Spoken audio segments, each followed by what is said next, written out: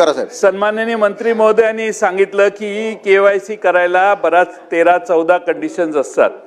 या कोणत्याही कंडिशन्स या योजना ज्यावेळी जाहीर झाली त्यावेळी लावण्यात आल्या नाहीत.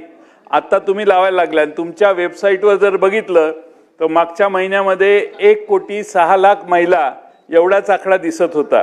आपलं म्हणणं असं असेल की आता 1,70,00,000 झालेले आहेत किंवा 75,00,000 झाले आहेत. म्हणजे जसं KYC होईल तसं चाललंय. त्यामुळं अर्थ खात्याच्या ते किती तुमचा आढावा घेतात मला माहित नाही, पण अध्यक्ष महोदय KYC उशिरा करणं, चुकीच्या लोकांना लाभार्थी देणं आमचा लाडक्या बहिणीला पाठिंबाच आहे. आमचा एकनाथ शिंदे नाही पाठिंबा आहे. काय प्रॉब्लेम नाही ना? बघा, त्यामुळं सगळ्यात राज्य सरकार तुमचं येण्यात फायदा झाला लाडक्या बहिणीचा. पण 1 नंबरचा आमचा माणूस 2 नंबरला जाऊन बसला, हा तोटा महाराष्ट्राचा मोठा झालेला आहे. त्यामुळं ह्या KYC व्यवस्थित केल्या नाहीत. यासाठी तेव्हापासून ज्या मंत्री महोदय होत्या त्यांना जबाबदार धरलं पाहिजेत. आणि हे सगळं जे झालेलं आहे ते माझं पूर्ण होऊ दे.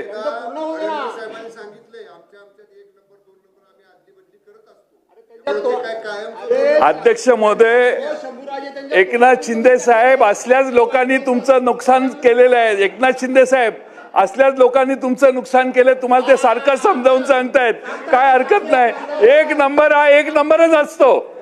1 नंबर हा 1 नंबरच असतो. माझा अध्यक्ष महोदय प्रश्नाला सन्माननीय मंत्री महोदयांनी उत्तर दिलं नाही की ज्यांनी चुकीची KYC भरली किंवा भरली नसेल त्यांच्यावर आपण गुन्हे दाखल करणार का. आणि दुसरा प्रश्न म्हणजे अध्यक्ष महोदय, या योजनेने गिरीश महाजन साहेब या योजनेने काय परिणाम झाला तर तुम्ही सगळे इकडे येण्याच्या म्हणजे झोल्यात होता पण तिकडे गेला.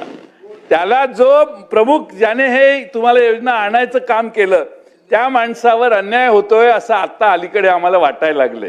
त्यामुळं आता ते देसाई शंभूराजे काय म्हणतायत की 1 नंबरचा 2 नंबर जाईल तर 2 नंबरचा 1 नंबरही जाऊ शकतो. ते आता 1 नंबर इथं नाहीये म्हणून असं तुम्ही म्हणताय.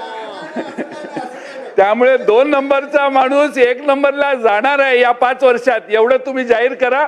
आमचं काही म्हणणं नाही. अजून डबल 1500चा 2100. हा शेवटचा प्रश्न, 1500चा रक्कम 2100 कधी करणार हे आम्हाला जाहीर करा. चॅनेलला सबस्क्राईब करा आणि परिसरातील ताज्या घडामोडी सर्वात आधी बघण्यासाठी बेल आयकॉन